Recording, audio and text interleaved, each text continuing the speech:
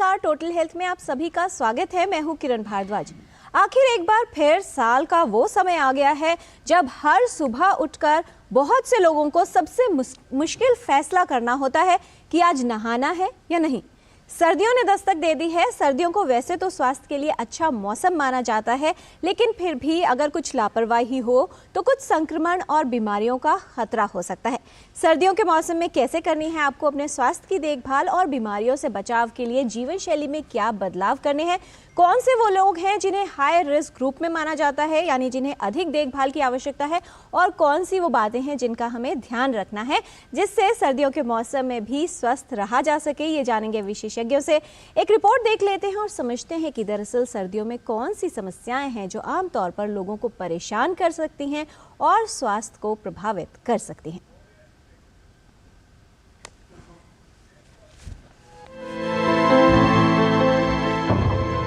स्वास्थ्य की दृष्टि से सर्दियों को अच्छा माना जाता है।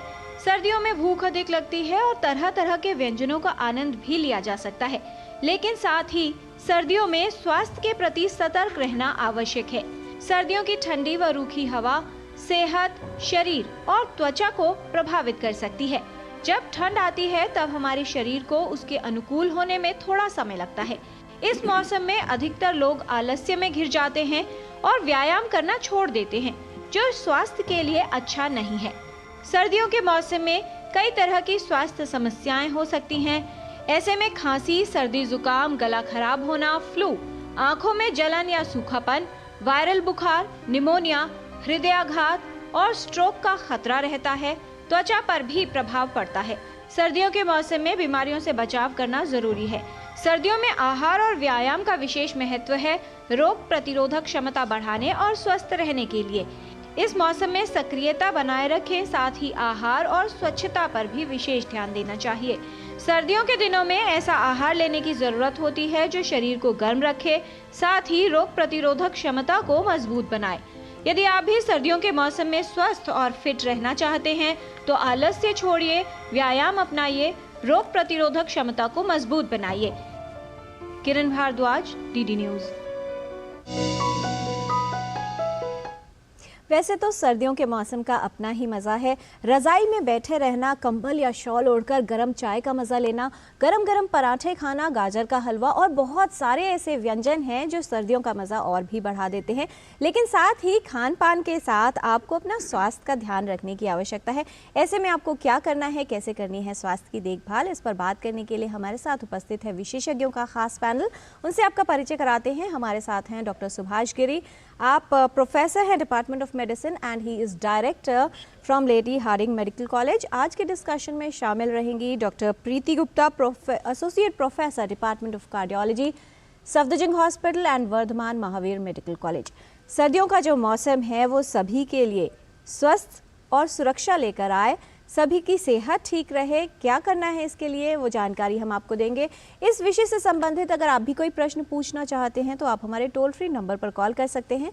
हमारा नंबर है 1800111234। आप अपने प्रश्न ईमेल के माध्यम से भी हम तक पहुंचा सकते हैं। हमारा ईमेल एड्रेस है ddnewstotalhealth@gmail.com। तो आइए जानकारी की शुरुआत करते हैं और समझते हैं विशेषज्ञों से कि कैसे अपने स्वास्थ्य को बेहतर बनाया रखा जा सकता है सर्दियों के मौसम में। सबसे पहले डॉक्टर सुभाष गिरी, आपसे समझना चाहेंगे कि जैसे ही सर्दियों का मौसम आता है, जो हमारा लाइफस्टाइल है, जीवन शैली है, उसमें कुछ बदलाव हो जाते हैं। खाने को अच्छी अच्छी चीज़ें मिलती हैं, वहीं आलस्य भी बहुत से लोगों को घेर लेता है। तो शारीरिक निष्क्रियता होती है, लोग बाहर जाना पसंद नहीं करते, बहुत समय तक अंदर रहना चाहते हैं। किस तरह का प्रभाव होता है ठंडे मौसम का, और साथ ही बहुत से ऐसे स्थान हैं जहां पर प्रदूषण का स्तर भी फिलहाल अधिक चल रहा है। जैसे ही विंटर आता है, जैसे कि आप सभी को पता है, हम सबको अच्छे गर्म कपड़े पहनने का मन करता है या रज़ाई में कंबल में बैठे रहने का मन करता है। उसके साथ ही हमें थोड़ी सी गर्म चीज़ें खाने को भी दिल करता है, और उसमें कई बार काफ़ी हैवी चीज़ें और मिठाइयाँ ज़्यादा हो जाती हैं। ये यूजुअली हमारी बॉडी में जो टेम्परेचर के इफ़ेक्ट की वजह से हार्मोनल इफ़ेक्ट्स आते हैं और बॉडी उस तरह से रिएक्ट करती है। हमारी थोड़ी सी रिक्वायरमेंट और बिहेवियर उसी तरह से चेंज हो जाता है। ये सारी चेंजेस के बावजूद भी सर्दियाँ एक बहुत अच्छा मौसम है और हमें इसका एंजॉयमेंट करना चाहिए। इसमें कम बीमारियां होती हैं, लगभग काफ़ी बार। लेकिन फिर भी कुछ ऐसे ग्रुप्स हैं या कुछ लोगों को जो एहतियात ज़्यादा नहीं बरतते, वहाँ पर कई बार इलनेस होने का खतरा भी रहता है। और ऐसे लोगों में या रूटीन पॉपुलेशन की यदि हम बात करते हैं कम्युनिटी के अंदर, थोड़ा सा हम अपने यदि आचार व्यवहार और हमारा अपना behaviour following the respiratory etiquettes, यदि हम उन चीज़ों का सब ध्यान रखें, अपने ब्लड प्रेशर का कंट्रोल, शुगर का कंट्रोल, अपने डॉक्टर को दिखाना, रेगुलर इन्वेस्टिगेशन करना, तो सर्दियों का मौसम बहुत अच्छा निकलता है। जी। एक एज ग्रुप है जिस पे थोड़ा सा हम सभी को बड़ा ध्यान रखना चाहिए, क्योंकि वो यूजुअली डिपेंडेंसी हमारे ऊपर ही है। उसमें 1-2 साल से जो कम उम्र के बच्चे हैं या जो बुज़ुर्ग हैं, इन लोगों को थोड़ा सर्दी में कुछ प्रकोप या बीमारियां होने का ज़्यादा प्रॉब्लम होता है और कई बार मॉर्बिडिटी और मोर्टेलिटी भी ज़्यादा हो जाती है, हॉस्पिटल एडमिशन्स भी होते हैं। इस तरफ हम हमारी पूरी सोसाइटी का दायित्व तो बनता है कि हम उनका देख रेख रखें। जी, जाहिर तौर पर कुछ लोगों के लिए अधिक सावधानी और सतर्कता ज़रूरी हो जाती है। डॉक्टर प्रीति, जैसे ही ठंडा मौसम होता है, तापमान गिरने लगता है, कई बार ऐसा देखा गया कि स्ट्रोक के मामले अधिक होते हैं, हृदयाघात की संभावना भी बढ़ जाती है। अगर कार्डियोवैस्कुलर सिस्टम की बात की जाए, किस तरह का प्रभाव होता है ठंडे मौसम का हमारे पूरे कार्डियोवैस्कुलर सिस्टम पर और क्या खतरे रहते हैं?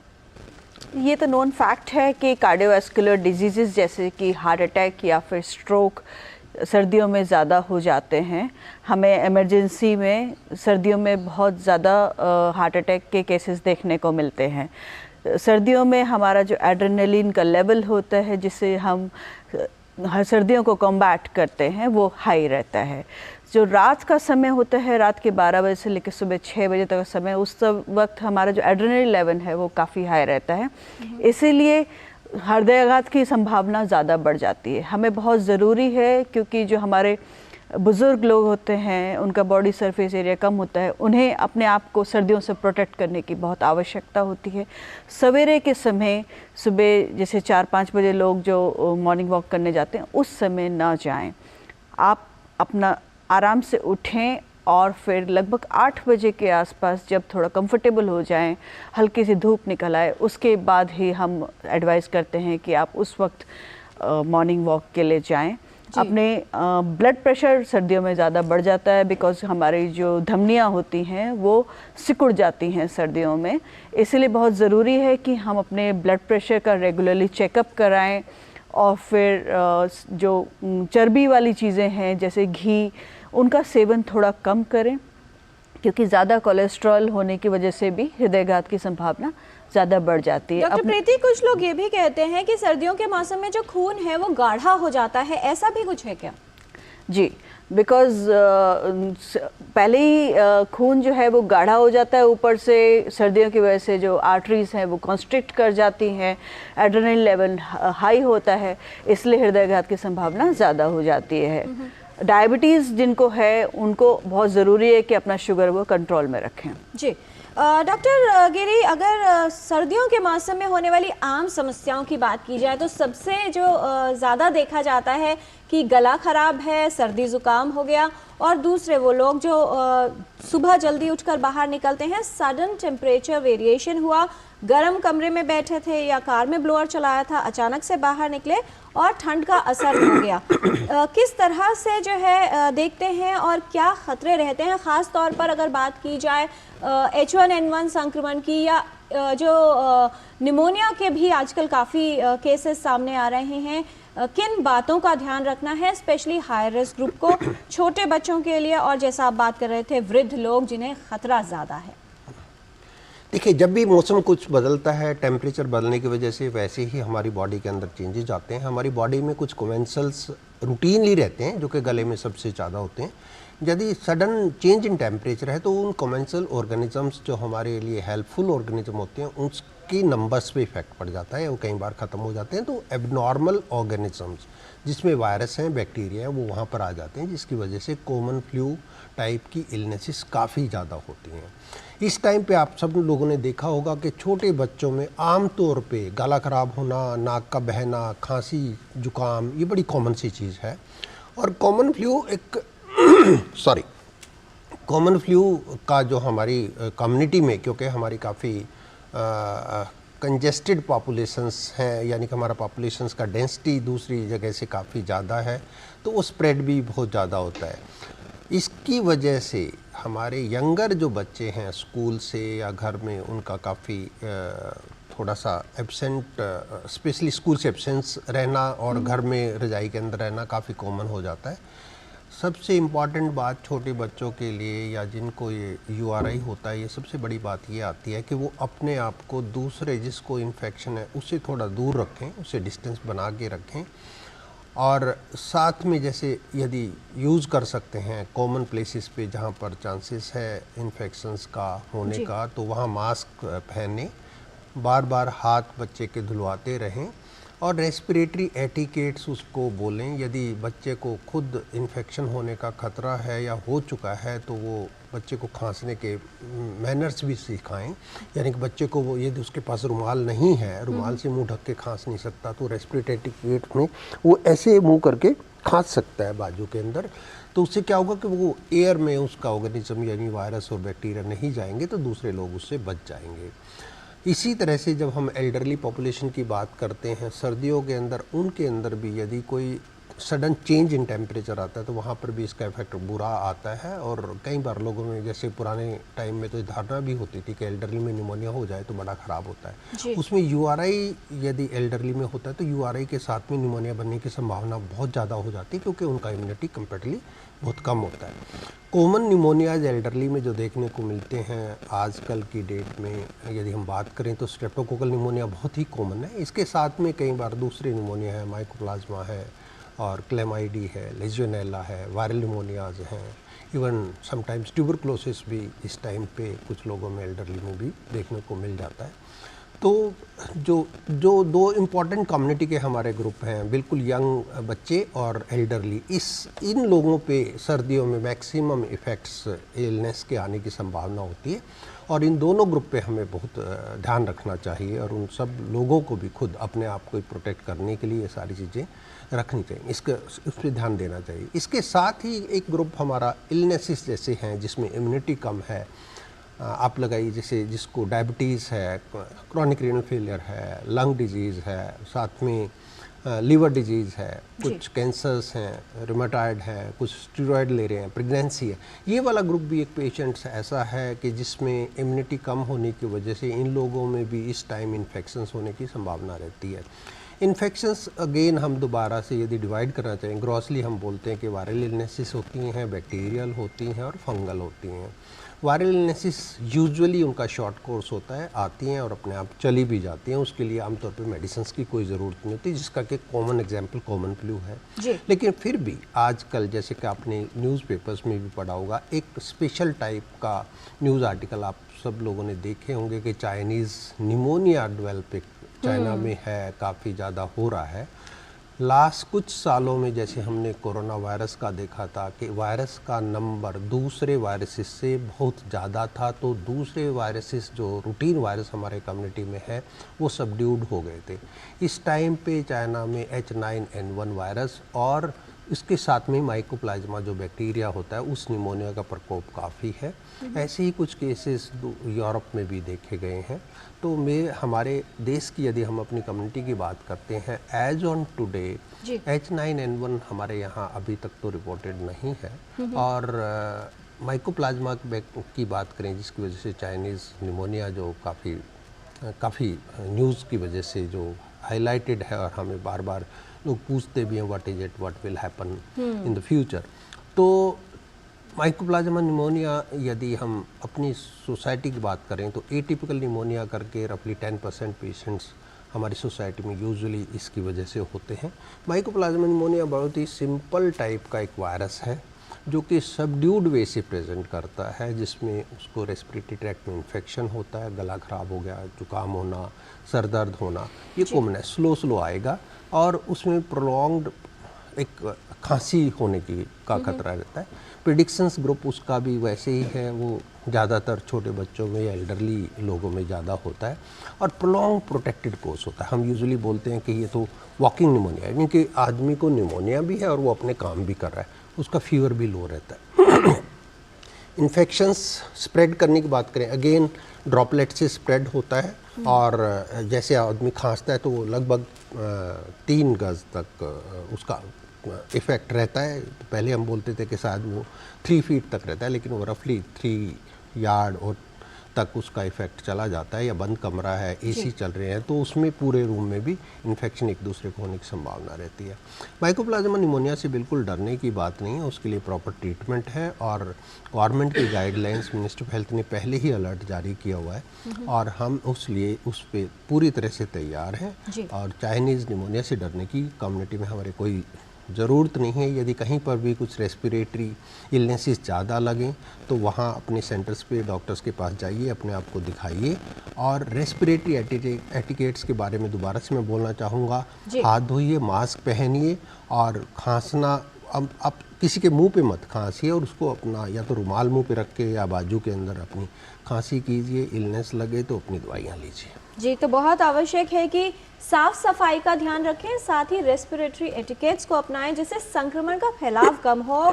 और अगर जो व्यक्ति बीमार है अगर वो मास्क लगाता है तो दूसरों के लिए भी अच्छा है, क्योंकि उससे भी दूसरों का बचाव हो सकता है। बहुत सारे ईमेल्स हमारे पास आ गए हैं। डॉक्टर प्रीति सुधा जी हैं, वो ये कह रही हैं कि इनकी एज है 67 ईयर्स, हाई ब्लड प्रेशर के लिए मेडिसिन ये लेती हैं और अब इनका बीपी बिल्कुल कंट्रोल में है। तो इन्होंने कुछ दिन से अपने आप ही दवा लेना बंद कर दिया है क्योंकि इनको कोई समस्या नहीं हो रही है। इनका सवाल मैंने इसलिए लिया है क्योंकि बहुत सारे ऐसे लोग हैं जो ख़ास तौर पर अगर हाइपरटेंसिव हैं, बीपी के मरीज़ हैं, क्योंकि बहुत ज़्यादा लक्षण नहीं आते तो अपने आप ही मेडिसिन बंद कर देते हैं क्योंकि समस्या नज़र नहीं आ रही। ऐसे मौसम में सर्दियों की शुरुआत हो चुकी है, कितना हानिकारक हो सकता है अगर डोजेज को बिना एक्सपर्ट की सलाह के बदल दिया जाए या दवा बंद कर दी जाए? बहुत ही गलत है कि आपने अपने आप से दवा बंद कर दी, क्योंकि आपको एक बार अगर किसी को ब्लड प्रेशर डायग्नोस होता है तो उनको रेगुलरली अपनी दवा लेते रहना चाहिए और कभी दवा बंद नहीं करना चाहिए। क्योंकि आपकी उम्र 65 के ऊपर है तो फिर हम जो बुज़ुर्ग लोग होते हैं उनको एडवाइस करते हैं कि वो खासकर सर्दियों में अपना regular pneumococcal and influenza vaccination करवाएं। अपनी सेहत का रेगुलर ध्यान रखें। ब्लड प्रेशर सर्दियों में बढ़ जाता है, उसको रेगुलरली चेक कराएं। अपना शुगर, कोलेस्ट्रॉल सबका रेगुलरली चेक कराएं। और व्यायाम, जैसे मैंने कहा कि सुबह 8 बजे के आसपास आप जाकर मॉर्निंग वॉक कर सकते हैं। व्यायाम को रेगुलर रखें और ज़्यादा घी तेल की चीज़ें ना खाएं। जी डॉक्टर प्रीति, बहुत से ऐसे लोग हैं जिन्हें अभी तक कोई समस्या नहीं है लेकिन फिर भी वो रिस्क ग्रुप में हैं, शायद उनका वजन ज़्यादा है, परिवार में किसी को हृदय रोग है या इस तरह के दूसरे कारक जो खतरे को बढ़ाते हैं। क्या खास बातों का ध्यान रखना होगा अपने आहार को लेकर और जीवन शैली को लेकर, क्योंकि बहुत सारे ऐसे केसेस हैं जो सर्दियों में ही पता चलते हैं कि किसी को हृदय की समस्या होने लगी है?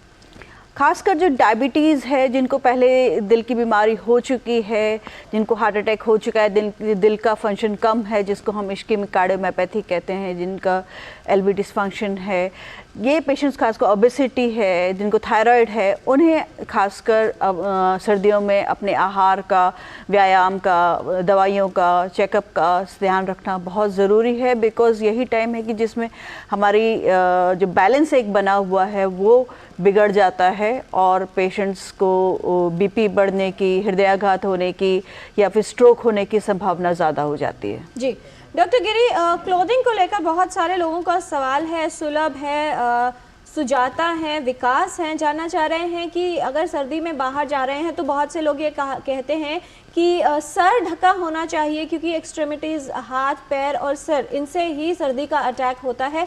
तो क्या कहना चाहेंगे, किस तरह से क्लोथिंग का या जो कपड़े पहन रहे हैं, क्या कई परतों में कपड़े पहने जाए, कैसे बचाव हो सकता है? Yes true. जब भी आप बाहर जाएंगे जहाँ टेम्परेचर लोअर है सॉरी काफ़ी ज़्यादा कम यदि टेम्परेचर है तो डिपेंडिंग अपॉन वेरिएशन कितना, उसके हिसाब से आपको वेयरिंग क्लोथ का करना चाहिए। यूजुअली हम विंटर में, जैसे सभी को पता है, आप वूलन क्लोथ डालिए। लेयरिंग ऑफ क्लोथ्स बहुत हेल्प करता है। यदि आपने एक इनर अंदर डाल रखा है या मल्टीपल लेयर्स के अंदर कपड़े डाल रखे हैं तो आपको सर्दी लगने की कम संभावना है। यूजुअली सर्दी हम लोग जहाँ ज़्यादा हीट वेस्ट करते हैं बॉडी के जिस पोर्शन से, वहाँ से हम एक्सपेक्ट करते हैं कि आदमी एक्वायर करता है हीट, ज़्यादा एक्सपोजर सॉरी विंटर एक्सपोजर वहाँ से स्टार्ट होता है। जैसे कि जो एरिया गले का एरिया है, यहाँ पर बहुत ब्लड सर्कुलेशन होता है, फेस पे भी ज़्यादा सर्कुलेशन होता है। यदि हम गले को ढक के रखें तो चांसेस होने की कंपेरेटिवली सर्दी लगने की चांसेस कम रहती है। जी। हाथ से और पैरों से पेरिफेरी में ब्लड सर्कुलेशन कंपेरेटिवली कम होता है। यूजुअली आदमी को वहाँ से ज़्यादा लॉस ऑफ टेम्परेचर नहीं होता। यदि आप बात बहुत ही हाई लेवल, हाई एल्टीट्यूड की करें तो वहाँ पर आपकी बॉडी पूरी तरह से कवर होनी चाहिए। स्पेशली जहाँ स्नो है तो वहाँ पर आपका हर अंग ढकने की कोशिश करें। डॉक्टर गिरी, छोटे बच्चों को लेकर भी लोगों को समझ नहीं आता है, उनको ओवर कवर कर देते हैं, बहुत बार देखा गया, या बहुत सारे ब्लैंकेट्स और रज़ाई डाल दी जाती है, कई बार बच्चे सफोकेट भी हो जाते हैं।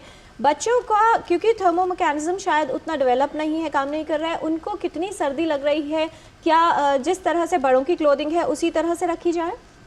देखिए, छोटे बच्चों में क्योंकि वो अपने आप को नहीं संभाल सकता या अपना कपड़ा अपने आप ढांप नहीं सकता, इस पे तो पेरेंट्स को बिल्कुल ध्यान रखना चाहिए। लेकिन कभी भी बच्चे का मुंह रजाई से या कंबल से ना ढकें, उसका मुंह ओपन रहना चाहिए, क्योंकि बच्चा अपने आप जब उसको ऑक्सीजन का या कार्बन डाइऑक्साइड का बॉडी में लेवल चेंज होएगा तो अपने आप से वो शायद कपड़े को हटा नहीं पाएगा। तो इसका ध्यान रखें। बाकी लेयर में कपड़े पहनाएं, बच्चे को वूलन भी पहनाएं, और रजाई अगर अपना छोटे बच्चे पे कंपेरेटिवली बोला भी जाता है कि उसका हमें ज़्यादा ध्यान रखना पड़ेगा। रीज़न उसका यही रहता है कि उसका सरफेस एरिया थोड़ा ज़्यादा होता है, हीट लॉस ज़्यादा होने के चांसेस रहते हैं। जी, तो आज टोटल हेल्थ में हम बात कर रहे हैं सर्दियों में कैसे की जाए स्वास्थ्य की देखभाल। हमारे साथ हैं doctor Subhash Giri, director Lady Hardinge medical college, और doctor Preeti Gupta, associate professor cardiology Safdarjung hospital. बहुत सारी जानकारी हमने आपको दी है और अब समय है रैपिड फायर क्वेश्चंस राउंड का। तो कुछ और भ्रमों को दूर करने की कोशिश करेंगे, छोटे सवाल और बहुत छोटे जवाब। पहला सवाल डॉक्टर गिरी आपसे कि सर्दियों का मौसम मज़ा करने का मौसम है, इसलिए उसमें सिर्फ खाना और आराम करना ही उपयोगी है? नहीं, बिल्कुल गलत है। हमें इसमें मज़ा भी करना चाहिए, अपना संतुलित आहार खाना चाहिए, रेगुलर एक्सरसाइज करनी चाहिए, योगा करना चाहिए, मेडिटेशन करना चाहिए, तभी हमारी इम्यूनिटी बेटर रहेगी, तो हमें कोई भी इन्फेक्शन अटैक नहीं करेगा। डॉक्टर प्रीति, क्या सर्दी के मौसम में उन्हीं को ध्यान रखने की आवश्यकता है जिन्हें पहले से हृदय रोग है या हृदय आघात हो चुका है? नहीं, सभी लोगों को, खासकर जो 65 साल के ऊपर की उम्र है, सभी को अपना ध्यान रखने की ज़रूरत है। इस वक्त अपना शुगर, कोलेस्ट्रॉल एंड अपना ब्लड प्रेशर, सबके बहुत ज़्यादा ध्यान रखने की ज़रूरत है। जी डॉक्टर गिरी, बहुत से लोग ये कहते हैं कि महिलाओं को सर्दी नहीं लगती क्योंकि वो स्वेटर्स, वुलन्स कम पहनती हैं। ये बिल्कुल गलत धारणा है। ये बात सच है कि महिलाओं में फैट का परसेंटेज आदमियों की बजाय ज़्यादा होता है। फैट एक कवरिंग लेयर बनाता है जिससे कि हीट लॉस कम होता है, पर फिर भी महिलाओं को, स्पेशली यदि शादी वादी में कई बार रात को देखते हैं आप, जब टेम्परेचर बहुत लोअर होता है, तो प्लीज़ आप ध्यान रखिए, वुलन जरूर पहनिए। डॉक्टर प्रीति, सर्दी के प्रभाव से इनमें से क्या हो सकता है? बीपी का असंतुलन, जो रक्त है उसका अधिक थिक हो जाना यानी मोटा गाढ़ा हो जाना, या फिर नसों का सिकुड़ जाना? ये सभी होते हैं। बीपी बढ़ जाता है, खून गाढ़ा हो जाता है और नसें जो है वो सिकुड़ जाती है। स्मोकिंग तो खासकर ना करें। जी डॉक्टर गिरी, संक्रमण सर्दियों में होना, खास तौर पर सर्दी जुकाम, बहुत ही आम है, इसलिए चिंता की कोई बात नहीं है। यस, सच है ये बात कि सर्दियों में आमतौर पे वेरिएशन ऑफ टेम्परेचर की वजह से हमारा गला ख़राब होना बड़ा कॉमन है। Common flu is common in India, और हमें इस पे बिल्कुल बहुत ज़्यादा वैसे करने की ज़रूरत नहीं। हमें रेस्पिरेटरी एटिकेट्स फॉलो करने चाहिए, और साफ़ सफाई, खाना पीना और एक्सरसाइज, इस पर ध्यान देना चाहिए। क्या अगर ठंडे पानी से नहाया जाए डॉक्टर प्रीति, तो उससे सर्दी का प्रभाव कम होगा और व्यक्ति स्वस्थ रहेगा? नहीं, सर्दियों में तो हम एडवाइस करेंगे कि आप गर्म पानी से ही नहाएं, क्योंकि सडन कोल्ड एक्सपोजर से भी हार्ट अटैक या फिर स्ट्रोक की संभावना बढ़ जाती है। डायबिटिक्स को बहुत बार देखा गया है कि उनको इंजरीज भी हो जाती हैं, पैर जल जाते हैं, पता नहीं चलता। डॉक्टर गिरी, क्या ख्याल रखना चाहिए ऐसे में? काफ़ी लोगों को जिनको न्यूरोपैथी है, स्पेशली जब पुराना डायबिटीज़ हो जाता है, तो पैस के और हाथों में न्यूरोपैथी होने की वजह से उनको गर्मी और सर्दी का पता नहीं लगता। इन लोगों को सर्दी लगने की संभावना भी ज़्यादा होती है, और जब एकदम आग के सामने सेकते हैं तो उसमें जलने की संभावना भी रहती है। तो डायबिटिक लोग हैं जिसको न्यूरोपैथी है या कैंसर्स है या कैंसर्स की दवाई लेते हैं, प्लीज़ आप ध्यान रखिए कि आप आग के सामने बिल्कुल ना बैठें और दूर होकर बैठें, आल्दो अपने आप को गर्म रखें कपड़े के साथ। डॉक्टर प्रीति, बहुत से लोग ये कहते हैं कि इस मौसम में चाहे घी, मेवे और वसायुक्त आहार कितना भी खाइए, सब हजम हो जाता है। नहीं, हम एडवाइस करते हैं आप घी तेल तो कम रखें। लगभग एक मुट्ठी ड्राई फ्रूट्स जो कि बिना तले हुए हों वो आप रेगुलरली ले सकते हैं, वो नुकसान नहीं करेंगे। डॉक्टर गिरी, क्या अपनी सर्दी को कम करने के लिए गर्म पेय पदार्थ पीना अच्छा है, या बहुत से लोग ये भी मानते हैं कि शराब का सेवन करने से किसी और चीज़ की आवश्यकता ही नहीं होती? नहीं, बिल्कुल ये वहम है। हमें ये बात सच है, यदि गला ख़राब है या सर्दी के दौरान यदि जब हम गर्म पदार्थ लेते हैं तो उससे हमारी बॉडी का टेम्परेचर थोड़ा सा हायर साइड में जाता है, तो हम कंपनसेट करते हैं हीट को। लेकिन शराब पीने से हमारी पेरिफ्रीज के जो आर्टरीज हैं वो डायलेट हो जाती हैं, ब्लड सप्लाई पेरिफ्री में बढ़ जाता है और हीट लॉस ज़्यादा होता है। तो इससे संभावना ये रहती है कि आपको ठंड लगने की ज़्यादा हो जाएगी। और यदि आपने ओवर ड्रिंकिंग कर रखा है तो आपको पता भी नहीं लगेगा किस टाइम तक आप नंगे या बिना कपड़े के लेटे रह गए और आपको ज़्यादा सर्दी लगने की संभावना है। उसके कॉम्प्लिकेशंस काफ़ी ज़्यादा कई बार अल्कोहलिक में हम देखने को मिल जाते हैं हमें। डॉक्टर प्रीति, सर्दी को दूर करने के लिए मोटे स्वेटर पहनना अच्छा है या कई परतों में कपड़े पहनना? कई परतों में कपड़े पहनने चाहिए सो दैट आप टेम्परेचर के हिसाब से उसको एडजस्ट कर सकें। डॉक्टर गिरी, कमरे को गर्म करने के लिए कौन सा विकल्प अच्छा है, हीटर, ब्लोअर या कुछ लोग अंगीठी भी जलाते हैं? नहीं, अंगीठी तो मैं बिल्कुल एडवाइज़ नहीं करूँगा। देखिए, कपड़ा ओढ़ना बेटर है कमरे को गर्म करने से भी, लेकिन फिर भी यदि गर्म करना पड़े तो आप ब्लोअर या सेंट्रल हीटिंग सिस्टम यूज़ कर लीजिए यदि अवेलेबल है।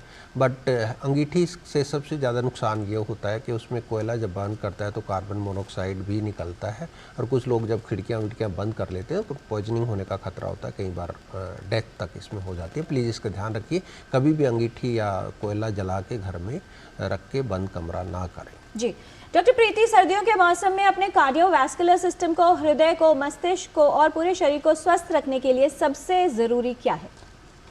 सर्दी से बचाव करें। सुबह सुबह 5 बजे के आसपास वो घूमने ना जाएं, जब थोड़ी सी ठंड कम हो जाए तब जाएं। खाने का अपना पूरा ध्यान रखें, ब्लड प्रेशर सबका रेगुलरली चेकअप कराते रहें, व्यायाम करें और अच्छे से कपड़ों से अपने आप को प्रोटेक्ट करें। डॉक्टर सुभाष गिरी, क्या छोटे बच्चों को घर के अंदर रखना ही सुरक्षा देने के लिए उचित होगा, और किन बातों का ध्यान रखा जाए कोल्ड एक्सपोजर ना हो? यस, ये सच है कि छोटे बच्चे को घर के अंदर ही खेलने का परमिशन मिलना चाहिए, मतलब घर के अंदर ही आप कंट्रोल करके रखिए उसको। यदि वो बाहर जाएगा तो वहाँ टेम्परेचर लोअर है, चांसेस है कि उसको सर्दी लग जाएगी, लेकिन उसको खेलना अलाउ कीजिए with in the house, better रहेगा क्योंकि वहाँ कंट्रोल टेम्परेचर है कंपैरेटिवली। जी, वैक्सीनेशन का क्या महत्व और आपका संदेश एक वाक्य में डॉक्टर प्रीति? सभी 65 साल की उम्र से ज़्यादा लोग और जिनको पहले से डायबिटीज़, ब्लड प्रेशर या फिर हार्ट डिजीज़ की प्रॉब्लम है उनको रेगुलरली वैक्सीनेट करना चाहिए। डॉक्टर गिरी, अपनी इम्यूनिटी बढ़ाने के लिए, स्वास्थ्य को बेहतर रखने के लिए सब क्या कर सकते हैं, और साथ ही आपका संदेश?